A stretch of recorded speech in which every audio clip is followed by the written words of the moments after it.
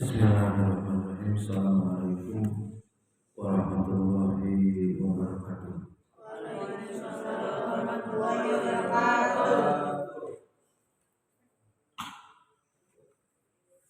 Alhamdulillahilladzi arsala rasulahu bil huda wa dinil haq liyudhhirahu 'ala dini kullihi wa kafaa billahi shahidan.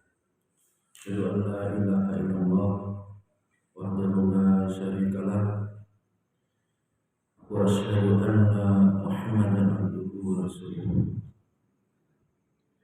Allah Ta'ala wa na'udzu billahi minasy syaithanir rajim. Bismillahirrahmanirrahim. Ya ayyuhalladzina amanu taqullaha haqqa tuqatih wa la tamutunna illa wa antum muslimun. Rasulullah sallallahu alaihi wasallam Rabbul ilmi faridatun ala kulli muslim. Memohon puji dan syukur senantiasa marilah kita panjatkan kehadirat Allah Subhanahu wa taala atas segala curahan nikmat dan karunia-Nya. Alhamdulillah pada malam hari ini kita dapat bermajelis ilmu untuk mengkaji kitab Tazkirah yang dikarang oleh Imam Al-Qurtubi sampai pada pembahasan orang cerdas adalah orang yang dapat mengendalikan hawa nafsu, dan kaitannya dengan kematian, ini masih berhubungan dengan persiapan, bekal menuju kematian. Salawat dan salam terus tercurahkan kepada Rasulullah kita Nabi Muhammad Sallallahu Alaihi Wasallam, dan keluarga beliau, para sahabat, tabiin, tabiut tabiin, dan kita semua umatnya yang istiqomah mengikuti jalan beliau ila yaumil qiyamah. Untuk mengingatkan materi yang lalu, para santri, apa hakikat kematian?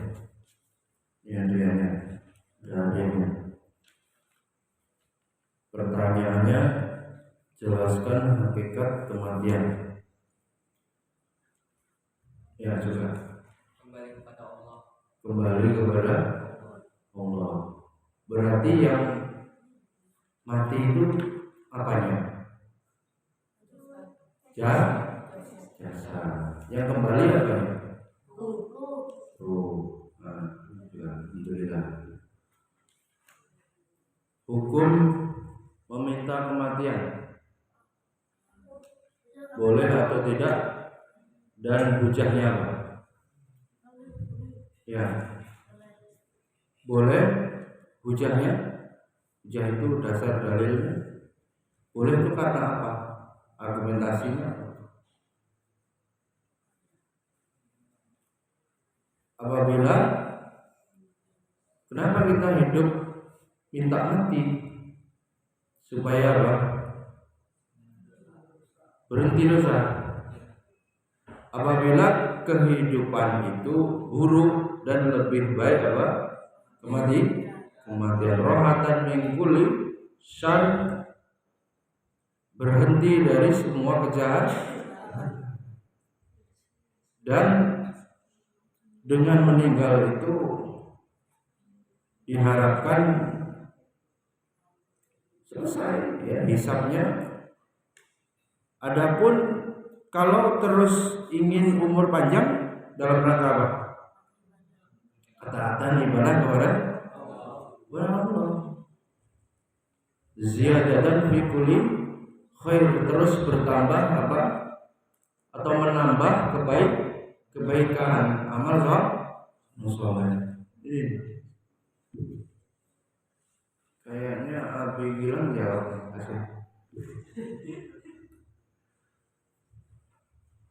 Haji jawab nih, biar Rusli jawab nih. Kasih.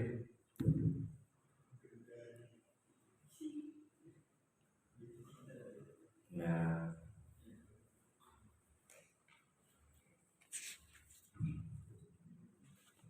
Adalah ngomong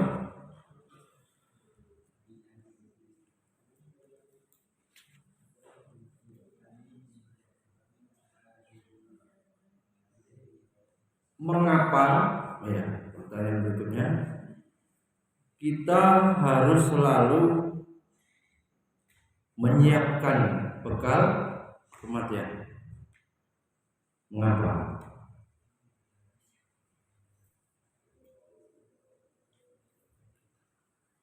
Boleh, silakan. Ababinya boleh. Ababinya hadiahnya boleh ditaruhin.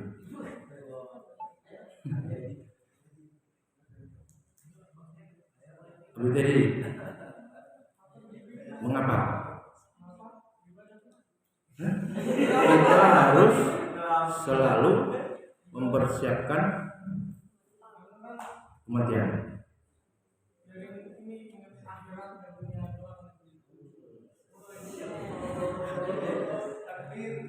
Ingat akhirat. Antum penduduk mana? Aslinya penduduk mana antum? Kami udah masuk.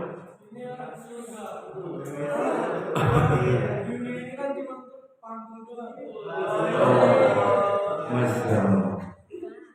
Kana nas rijalun akhirat. Sesungguhnya manusia itu adalah penduduk akhirat. Yamsi alal ardi, yang sedang berjalan di muka bumi. Kun fid dunya ghoriban, orang yang hidup di dunia ini seperti orang asing dan orang yang sedang bepergian. Nah, kasih habis tadi. Masalah panggung sandiwara. Oke. Sikap yang benar apabila keluarga kita, orang yang kita cintai meninggal, bagaimana? Sedih? Itu udah biasa aja. Sikap secara syar'i, mendoakan, mengikhlaskan, sabar.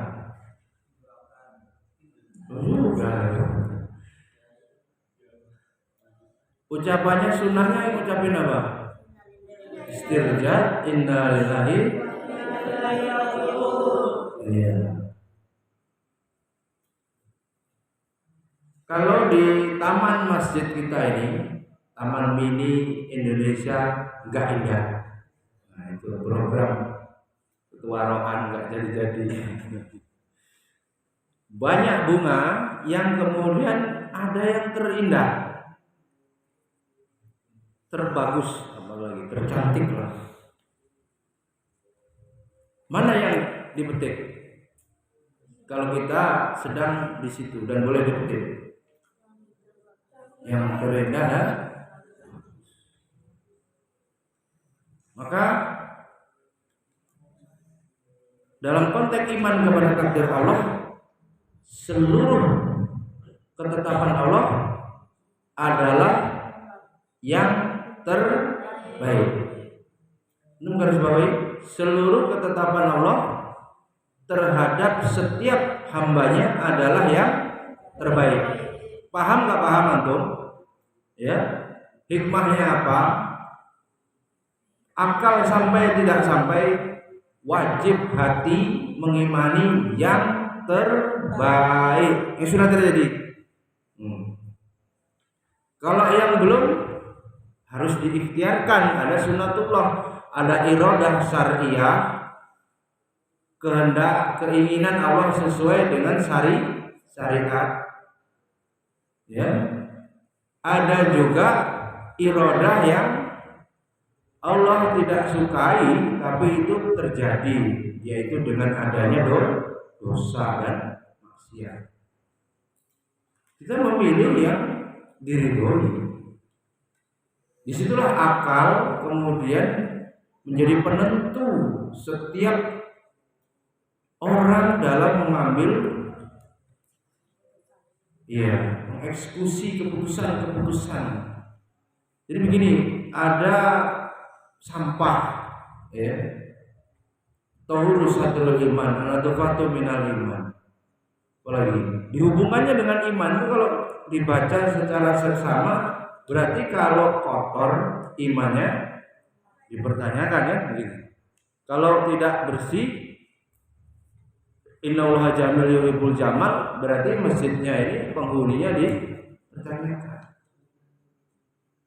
Dalam hubungannya itu keimanan kita kepada Allah menjadi dipertanyakan. Kalau tidak kita bersihkan, ada sampah, ada rumput tinggi, ada lumut di dinding-dinding ini kamar mandi dan tempat wudhu. Kita ambil mana? Oh, saya menyandang gelar muslim, tinggal di masjid, sekolah pula pondok. Kemudian ilmu tentang kesehatan sudah sampai, perilaku hidup bersih dan sehat. Ilmu tentang agama, tentang kebersihan sudah sampai, baik di Quran maupun di hadis. Innallaha yuhibbut tawwabina wa yuhibbul mutatahhirin. Tahur di situ bersih, suci, lahir batin ya. Ada tahur dosa, tahur fisik ya. Maka akal kemudian memproses, melihat yang kotor itu apa? Tahu bersih itu sehat, indah. Nah, berikutnya iman gitu. Ilmunya kan sudah sampai semua para santri. Gak ada yang gak tahu kebersihan, tahu semua. Perspektif medis, perspektif agama, iya kan? Perspektif ilmu alam juga bisa ya. Bagaimana keindahan menanam pohon ya. Cuman iman inilah yang menjadi penentu, dia akan memilih perilaku atau memutuskan apa, mengeksekusi apa. Sampah berserakan, dibakar atau dibiarkan. Di situ. Maka dikatakan ahli jiwa Islam, akal dan hati sama-sama berpikir. Qalbu berpikir, akal berpikir. Tapi yang mengeksekusi adalah hati. Sehingga inna fil jasadi mudghah idza salahat jasadu kulluhu idza fasadat fasadal jasadu kulluhu ala wa hiya al qalbi. Artinya apa? Bahwa raja manusia itu memiliki raja di dalam tubuhnya, jasadnya itu yaitu hati, menentukan. Prajuritnya, pasukannya apa? Seluruh anggota badan. Hati memutuskan, harus saya rapikan masjid ini, saya bersihkan masjid ini. Iman saya mendorong untuk melakukan itu. Saya perintahkan tangan saya bergerak, saya perintahkan kaki saya melangkah, ambil alat-alat untuk dibersihkan. Begitu kalau hatinya benar. Banyak itu tokoh ada yang menilai lembaga itu dari kamar mandi dijadiin. Sampai kalau mau lihat orang itu bersih, tertib, cek kamar mandi. Kamar mandinya bersih, wangi, rapi, organisasi lembaga itu bagus. Nah, itu. Hadirin ya. Jumat identik Jumat sehat, Jumat bersih, ya kan? Malam Jumat ini Jumat ya, dalam Islam malam Maghrib merupakan pergantian hari. Alhamdulillah itu ini saja Pak mukadimah ya. Kita masuk pada orang cerdas adalah orang yang dapat mengendalikan nafsu. Ustaz Bibu ada ceramah tentang hawa nafsu waktu iftar pekan lalu. Ya, kalau kita tidak kuatkan ibadah, sunnah puasa, banyak kendala, kita kuatkan ilmu. Udah begitu pilihannya. Nabi sallallahu alaihi wasallam bersabda, orang cerdas adalah orang yang mau mengoreksi dirinya sendiri. Maksudnya ialah bahwa orang cerdas adalah orang yang selalu mengintrospeksi diri. Apa adab terhadap diri sendiri? Sudah sering diulang? Abdullah? Adab terhadap diri sendiri, muraqabah, senantiasa diawasi oleh Allah, perasa itu. Kemudian apa? Muhasabah, introspeksi diri, dosa apa hari ini, sunnah apa yang ditinggalkan, ya. Kemudian apa? Mujahadah, bersungguh-sungguh. Itu kalau kemudian dibuat dua jalur, harus di mujahadah beramal soleh juga butuh kesungguhan, mujahadah meninggalkan maksiat tarkul ma'asi juga butuh kesungguhan. Di sana kemudian ada sabar dalam ketaatan, sabar dalam meninggalkan larangan. Dan berikutnya sabar dalam menerima ketetapan Allah. Kita punya ingin, Asraf punya ingin, anak punya ingin, Abu Jabir punya ingin, beristri punya ingin. Yang terjadi itulah keinginan Allah. Kalau keinginan Allah yang terjadi, keinginan manusia tidak terjadi, maka bersyukurlah karena Allah akan memberikan yang terbaik. Jangan-jangan keinginan kita itu yang keliru dan kita tidak tahu kedepannya dampaknya apa. Karena itu adab juga kita senantiasa berhusnuzon kepada Allah, berbaik sangka baik kepada Allah. Apapun, ya, itu sudah otomatis ya, otomatis dalam arti ya seluruhnya baik. Orang mukmin itu terus begitu, keadaannya semuanya baik. Ya. Maksudnya ialah bahwa orang cerdas adalah orang yang mau dan selalu mengintrospeksi diri. Kemudian juga ada yang berpendapat bahwa itu adalah orang yang sanggup mengendalikan nafsunya. Pak, Bima sudah berhenti HP-nya itu.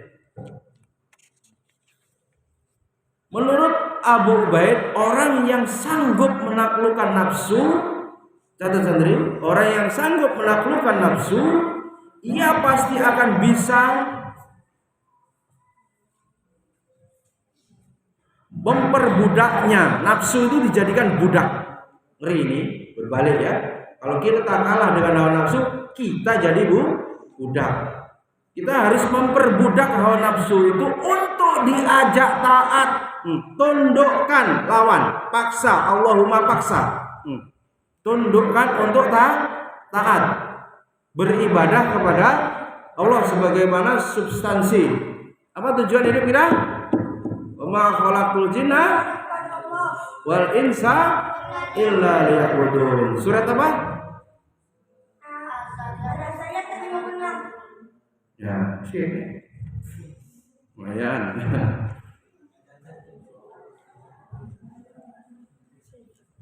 Ya.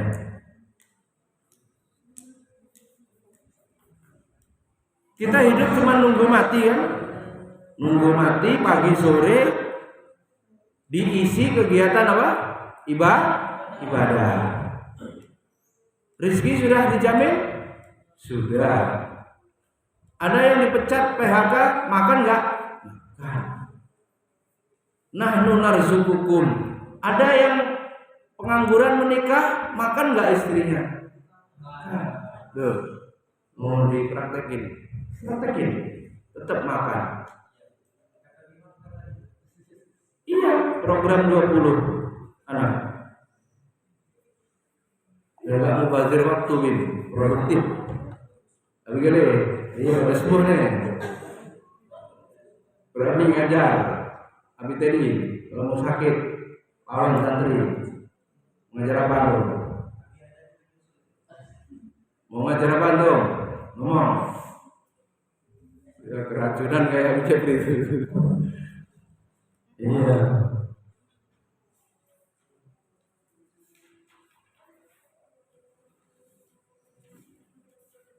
Bisa memastikan kita diperbudak hawa nafsu atau kita yang memperbudak?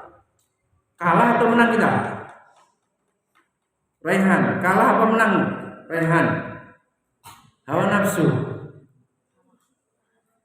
Nafsu biasanya inna nafsa la amaratun bisu illa marahima rabbi. Sungguhnya nafsu itu selalu nyuruh kepada perbuatan yang buruk kecuali orang yang dirahmati oleh Allah.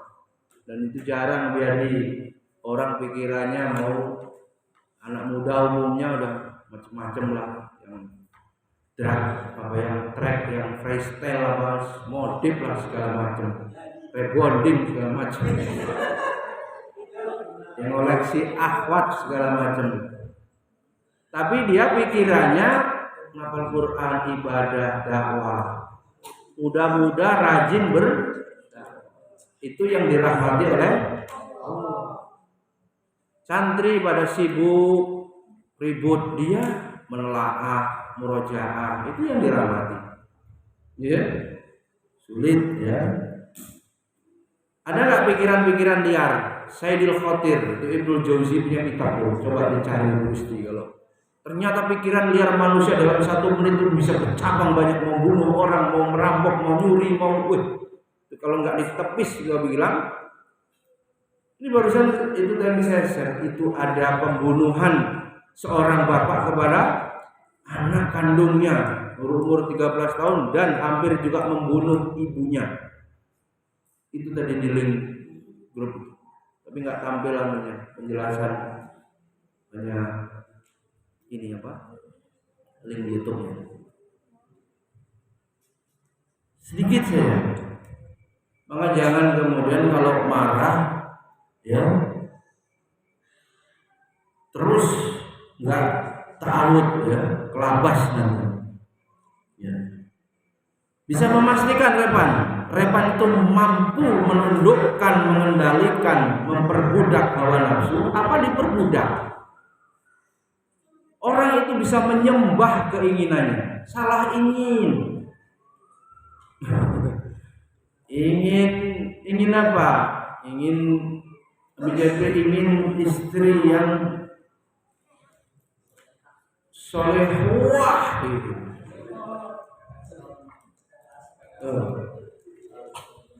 HP terus budakin HP.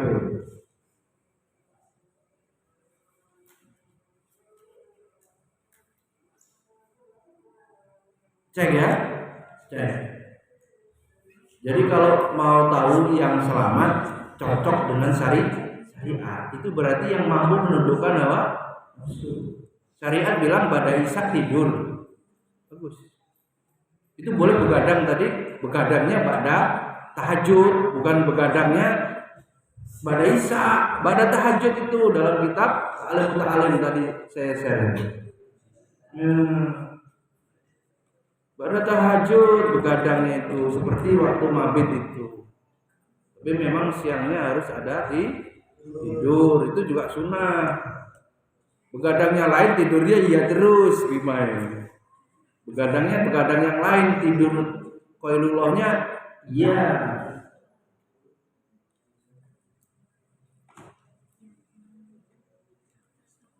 Demikian pula ia akan mengintrospeksi diri dengan kelalaiannya memanfaatkan usianya. Loh ini, memanfaatkan usianya dengan baik. Kita ini bisa masuk surga berbekal waktu, masa. Ya kan, masa diisi dengan amal soleh. Kan pernah disampaikan bahwa waktu kita itu statusnya apa? Melakukan amal soleh ketaatan, apa melakukan perbuatan mubah, atau malah melakukan perbuatan haram, itu sekurangnya makruh misalnya. Orang cerdas ya, selektif betul. Statusnya apa? Ba'da Isya sampai jam 10. Nongkrong di geprek makan. Ya, pulang jam 10. Orang tuanya suruh hemat, masak, suruh bawa beras tuh, kali bawa beras, entah dimasak entah beli sayur, telur bebek, wortel hijau nggak dikasih. Kasih. Belum ada selain Nabi Rusdi yang ngasih sayuran. Nabi Rusdi nggak pulang. Nggak ada sayuran lagi.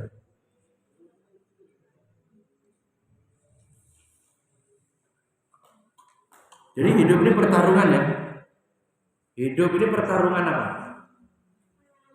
Oke, mantap Jek. Nih, good job. Wah, nafsu gendong-gendongan, nangis, obat pager. Nafsu muntir-muntirin keran.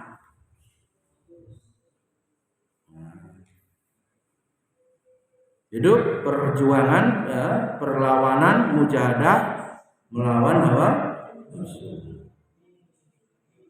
Membekali diri untuk menyongsong akhir kehidupannya. Bekal kematian dengan beramal soleh, mengingat dan taat kepada Allah kapan saja. Ittaqilah haitsuma kunta, dimanapun antum berada. Jangan pas di masjid taklim begini udah kayak penghuni surga ya. Keluar situ udah berantem lagi, udah ribut lagi, udah ganggu tetangga habis, lempar bola, gelondang, lempar sampah. Bertakwa dimanapun antum berada. Takwa itu artinya takut, hati-hati. Seluruh amalan akan dimintai pertanggungjawaban. Mulutnya ngomong apa? Makan apa? Jatah habis-habisnya telurnya hilang terus. Ada siluman telur, siluman lauk. Habis 1 minggu ini bersih-bersih di tempat sampah masih menemukan 3 sendok dibuang. Gak paham lagi gimana caranya. Bayangin dia masih nemu 3 ini selama seminggu. Itu kepala rohan gimana ya? Sampah sendok-sendoknya dibuang. Tuh ada. Tapi tadi kalau mau keracunan sendok-sendoknya dibuang. Kehidupan begitu. Itulah bekal utama ya, kita harus beramal soleh untuk menghadap Allah. Kita aslinya outbound di sini kan. Jadi rumah kita yang sesungguhnya di akhirat. Yang paling nikmat antum bangun kerinduan itu berjumpa dengan Allah. Wa kana yarju liqa rabbi wal ya'mal amalan sholih. Bagaimana juga kita bisa berjumpa dengan Rasul. Gimana mendapatkan syafaat? Allahumma sholli ala sayyidina Muhammad wa ala sayyidina Muhammad. Ini hari Jumat ya, perbanyak sholat. Kalau nggak hafal sholawat coba 1000 kali boleh. Ya. Kemudian orang yang cerdas adalah orang ya yang pikirannya itu taat gitu. Bekal akhirat itu yang dituju.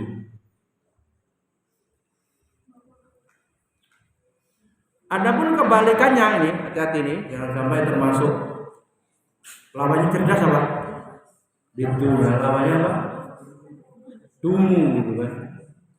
Apa? Dongok. Jahil ya. Nah, orang yang jahil, bodoh, memang begitu di kitab ini enggak kasar-kasarin. Orang yang lemah, dhaif, bodoh, yaitu orang yang lalai dari taat kepada Allah, ghaflah. Orang yang lalai. Ternyata lalai kenapa? Mengikuti hawa nafsu kerjaannya. Jadi nafsu itu apa? Nyuruh-nyuruh berbuat buruk. Itu diturutin. Biarin ngambil. Nyuruh ribut, diturutin. Nggak nulis, nggak usah nulis lah. Nggak dilihat tabinya nanti. Nggak nulis, diturutin. Terus begitu. Ya. Lalai dari taat kepada Allah karena selalu mengikuti hawa nafsu. Tapi anehnya ya, manusia itu merasa mendapatkan ampunan dari Allah, mengharap ampunan dari Allah. Tuh, kelakuannya maksiat tapi dia berharap dapat ampunan. Dari mana? Ya. Jadi dia lalai tapi dia meminta berharap Allah mengampuni gitu. Maka inilah yang disebut orang yang tertipu. Ya, tertipu. Apa tadi saya orang tertipu saya? Lalai tapi merasa mendapat ampunan, ngarep gitu. Ngarep ampunan padahal masih ya. Kalau di sekolah gimana? Malas belajar, pengen lulus. Malas ngapal, pengen hafal. Pengen naik kelas misalnya. Aneh gitu. Gimana? Iya kan? Nggak mau berpayah-payah. Kemudian Hasan Al-Basri berkata, ada satu kaum karena asik dimabuk oleh angan-angan. Ini dikisahkan oleh Hasan Al-Basri, mabuk oleh angan-angan mereka meninggal tanpa meninggalkan kebajikan apapun, gak ada bekas-bekas amalnya. Ya Allah, parah nih orang nih, gak ada kebaikannya, jejak kebaikannya, asar kebaikannya gak ada. Dia angan-angan tinggi. Kemudian dari salah satu daripada mereka berkata, aku telah berbaik sangka kepada Tuhanku. Sudah barang tentu ya dusta, sebab berbaik sangka kepada Allah itu husnuzonnya ngawur gitu. Ngakal-ngakalin dia maksiat, husnuzon Allah mengampuni. Ini dia tentu kemudian dusta ya. Nggak ada bukti. Orang berbaik sangka kepada Allah harus diiringi dengan bukti amal soleh. Nggak cukup Allah Ghafurur Rahim tapi dia nggak mau bertaubat, nggak bisa. Dia tidak mau beramal soleh mengharapkan balasan surga, nggak mungkin ya. Jadi ada orang yang begitu menurut Hasan Al-Basri ya. Selanjutnya Hasan Al-Basri kemudian menukil ayat dalam surat Fussilat ayat 23, dan itulah dugaanmu yang telah kamu sangkakan terhadap Rabbmu, dugaan itu telah membinasakan kamu. Hati-hati nih. Sehingga jadilah kamu termasuk orang yang rugi.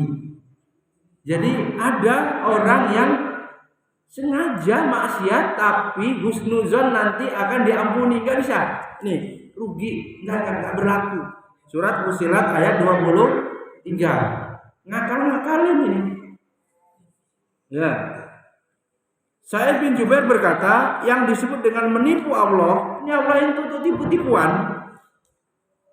Ya. Ialah jika seseorang yang keras kepala melakukan maksiat, tetap kekeh maksiat, tapi optimis diampuni, gitu Gusti. Maksiat full, optimis diampuni. Nah, ini orang yang tertipu. Nggak ada rumusnya begitu. Bagyah bin Al-Walid mengatakan bahwa Abu Umairah As-Suri berkirim surat kepada temannya, isinya, amma ba'du, selama ini kamu hanya memikirkan dunia, namun masih saja mengharapkan ampunan Allah dengan perbuatanmu yang buruk. Kacau ya. Isinya ngurusin dunia terus, nggak mau ibadah, tapi masih merasa mengharapkan ampunan dari Allah atas perbuatan buruk itu. Nggak mungkin. Itu sama saja seperti kamu menempa besi yang dingin gitu. Nggak mungkin kita mau membentuk besi itu tapi dalam keadaan dingin, mustahil. Ghairu ma'qul, nggak masuk akal. Nggak bisa. Ya. Sehingga kemudian kita harus mengingat kematian dan akhirat serta zuhud terhadap dunia. Apa itu zuhud? Lebih mementingkan kebaikan atau kemaslahatan akhirat ketimbang dunia. Diriwayatkan oleh Imam Muslim dari Abu Hurairah, beliau berkata bahwa Nabi SAW pernah berziarah ke kubur ibunya. Nabi ziarah ke makam ibu Nabi zamannya, ibu Bunda Aminah. Kemudian Rasulullah SAW beliau menangis, ya, menangis. Dan orang-orang di sekitar beliau juga ikut menangis. Beliau lalu bersabda, aku minta izin kepada Tuhanku. Nabi bersabda minta izin kepada Allah untuk memohonkan ampun baginya, siapa? Ibu Rasul. Tetapi ternyata Allah tidak mengizinkan aku. Lalu aku minta izin kepada Allah untuk berziarah ke kubur ibuku, maka Allah memberi izin kepadaku. Karenanya ziarah kuburlah kalian, fa inna, karena sesungguhnya ziarah kubur itu akan mengingatkan kematian. Ini konteksnya hadis ini dihadirkan perintah apa? Berziarah kubur. Perintah apa? Berziarah kubur. Apa esensinya? Mengingat kematian. Sekaligus apa lagi Abi Jabri? Mendoakan orang yang ada di kubur. Antum tahu nggak ada salam yang nggak perlu atau nggak pengen dijawab? Salam di kuburan. Nggak tahu Abi Jabri. Assalamualaikum ya ahlal kubur. Ada juga ahlal diyar minal mu'minin wal muslimin wa inna insyaallah bikum lahikun. Coba. Nasallallahu afiyah, coba. Mau dijawab? Waalaikumsalam Najib. Berarti mayatnya hidup. Ada salam yang enggak perlu ditunggu jawabannya, Badi. Termasuk salam sholat ya. Nyuruh dijawab. Termasuk juga salam khutbah ya harus di. Kalau dijawab keras tidak boleh. Kalau dalam hati masih boleh. Assalamualaikum warahmatullahi wabarakatuh. Waalaikumsalam. Wah, itu mah jamaahnya kurang ilmu.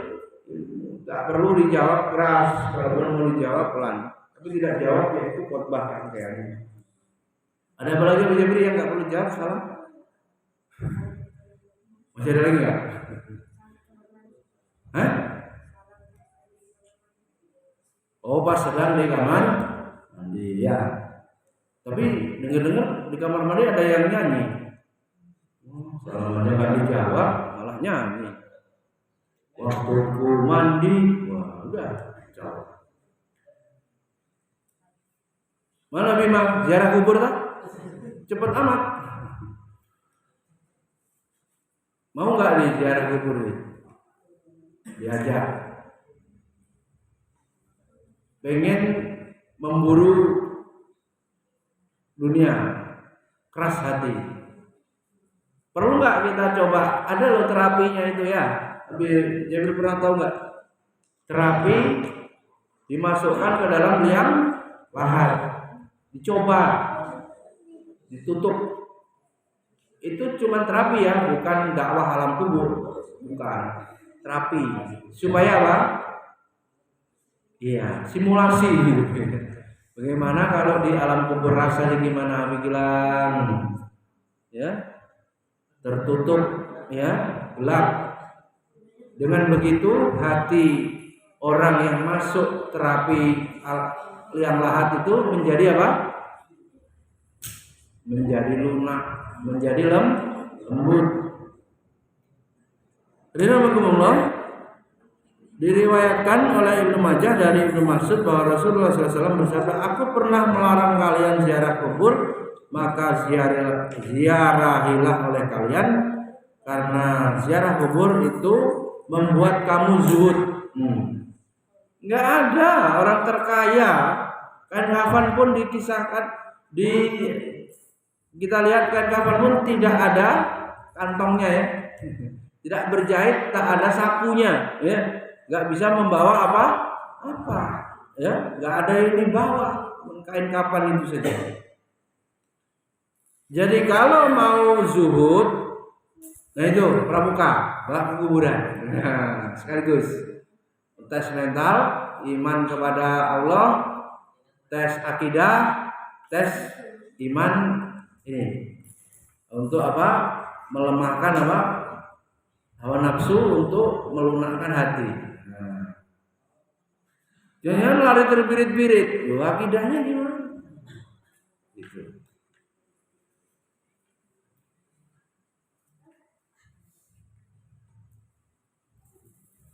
Alhamdulillah ya.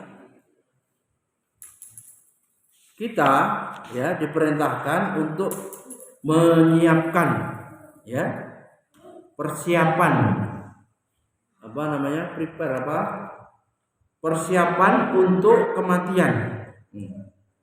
Sering-seringlah kalian mengingat sesuatu yang akan melenyapkan kenikmatan. Maksudnya apa?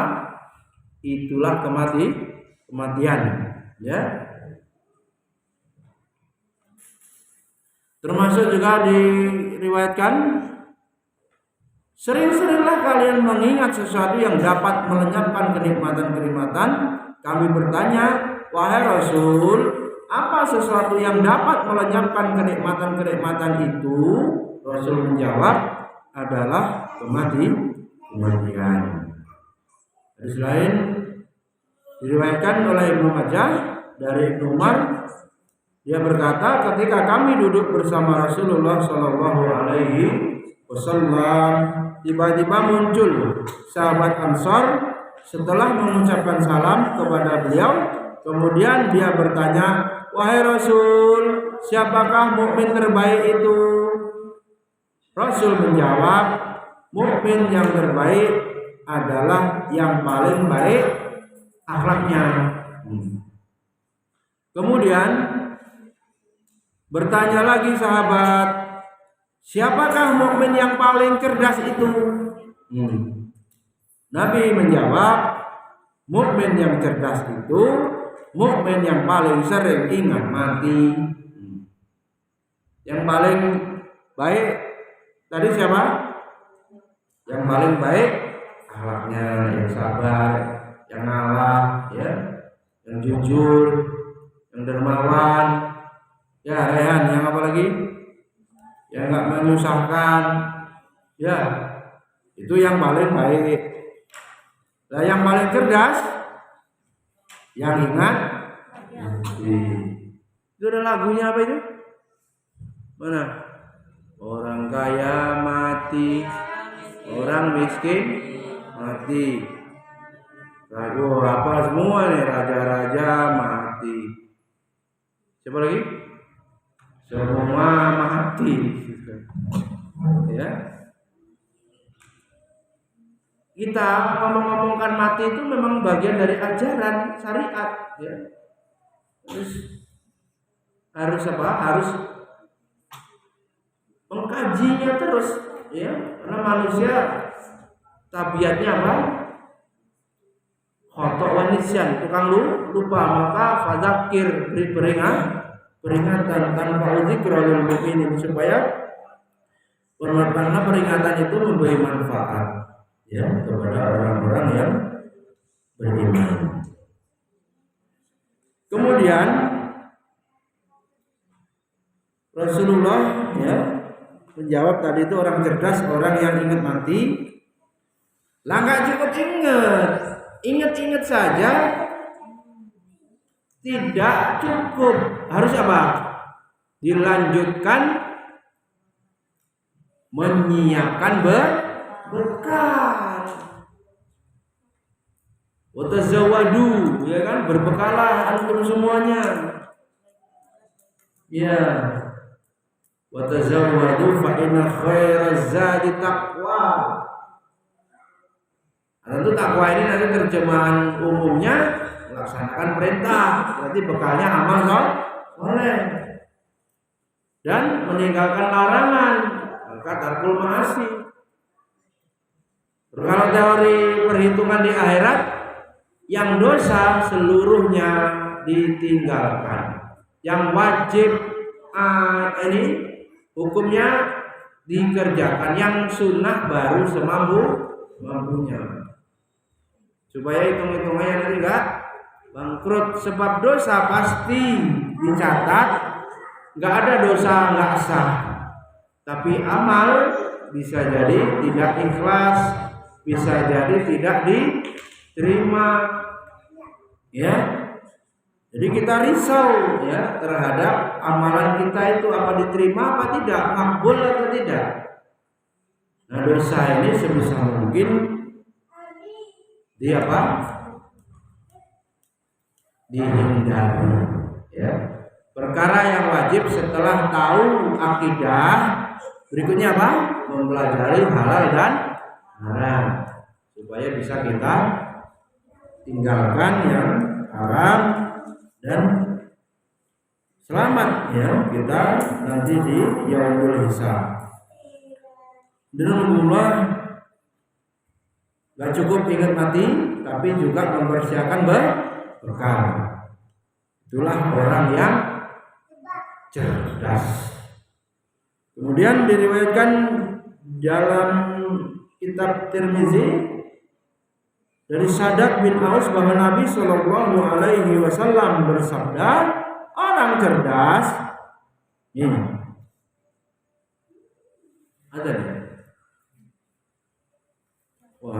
Orang cerdas adalah orang yang mau mengoreksi dirinya sendiri dan beramal untuk kepentingan akhirat nanti. Dan bermanfaat. Subhanallahumma wa bihamdika, asyhadu an la ilaha illa anta, astaghfiruka wa atubu ilaik. Assalamualaikum warahmatullahi wabarakatuh.